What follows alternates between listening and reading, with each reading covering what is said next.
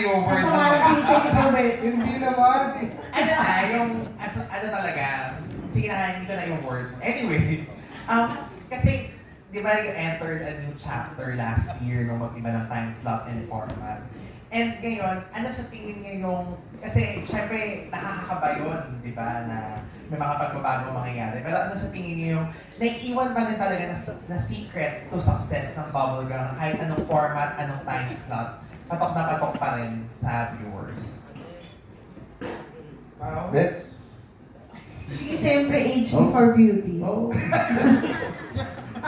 Sige na, magsalita ka na sa entablado. Alam mo, excited ka na magsalita sa entablado. Hindi ka din makasalit mo.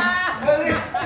Hindi, dito na sa, ano, sige. And then, syempre kasi ang teamwork naman kasi talaga sa Bubblegum, hindi naman din magagawa lang namin mga artista. Syempre yung creative team ng Bubblegum, sobrang gagaling, ng mga writers, ng aming director, ng mga boss namin. Kumbaga, Ikaw. hindi naman. Kumbaga, teamwork talaga siya. And yun nga, nag-a-adapt syempre ang Bubblegum sa kung ano man yung napapanahon. Kasi nga parang business nga, kailangan marunong kaming mag-pivot. Di ba? Parang, Paano yung pivot? narinig ko lang Action. actually, parang kakatidyan siya ni Pao. Spell. Hindi. So kumbaga nag-a-adapt kami. Kaya ngayon nga, andito sila Cheska, parang hindi lang andito sila Buboy. Ba't nilagpasan mo si Matt? Kasi pag ano ako, tapos andito sila. Kasi nga, Kasi syempre, kinalan mo eh. parang nga naman syempre, nare-represent ang lahat ng Age group.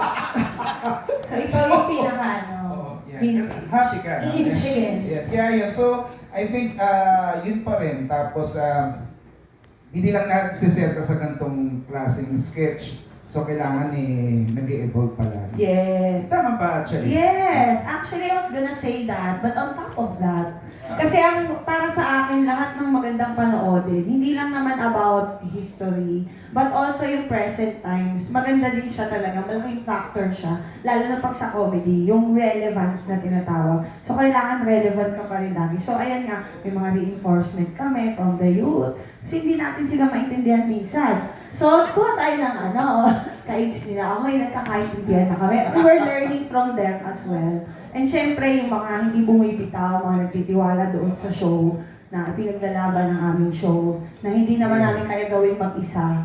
So, salamat sa aming mga bosses. Hindi lang namin sila boss. Bosses talaga namin sila. You know, boys? Yeah. So, yung creative team namin, ako si Derek Cosme, kahit ganyan Oo, si yan. Derek. Kung maka-adapt Kahit yan. ganyan yan. Yan. Asa ba Hindi, si Derek? syempre si Derek Cosme, ano na, vintage na si Derek Oo. Cosme. Pero, nakita nyo naman yung namin, yung ability nila to adapt to what's happening, what's going on right now. So, yun ang biggest secret. And syempre, yung lagi kaming humble.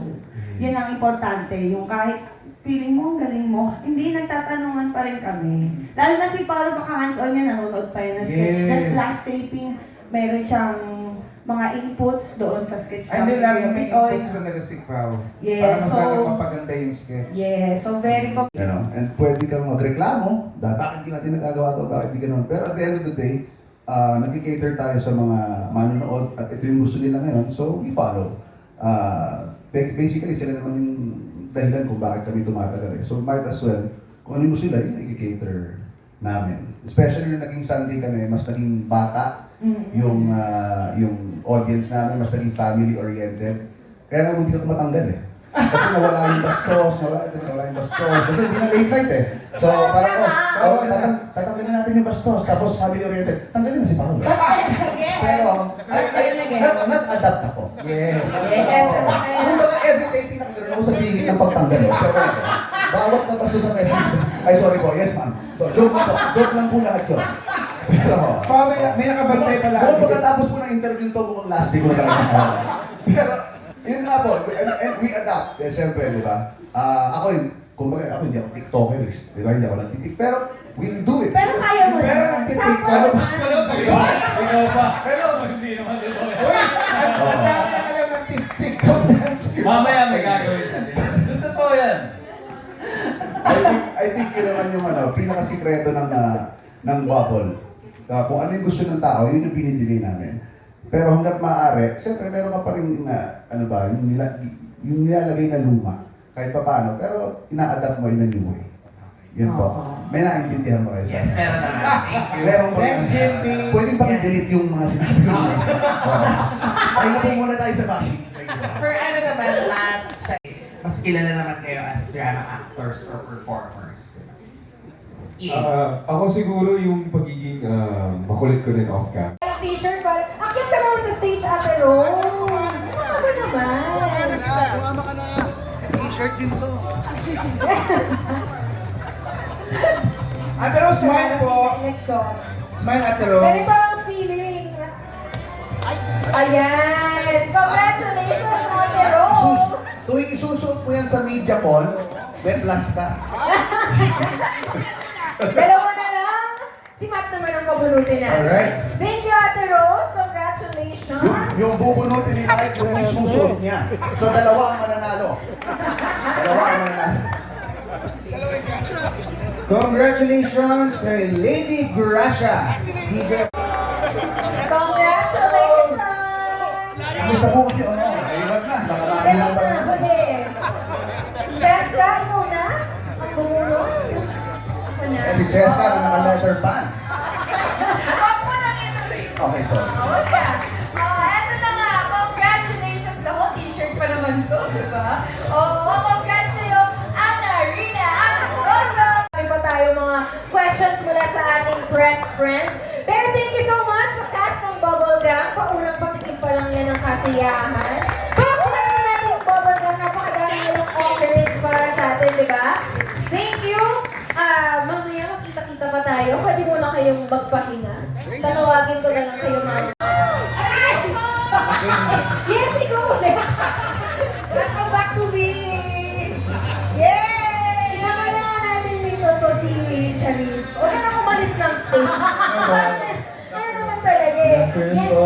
Ayan, Jake, so siguro batiin mo muna, ikaw ang representative ng cast ng Rubito Manaloto. Batiin mo muna ang ating friends from the media, content creators, and everyone else. Anong dapat namin pang abangan sa Rubito Manaloto? Marami kayong naabangan sa team dito. Siyempre, of course, kay Vito, hindi niya pinapabayaan yung mga character namin.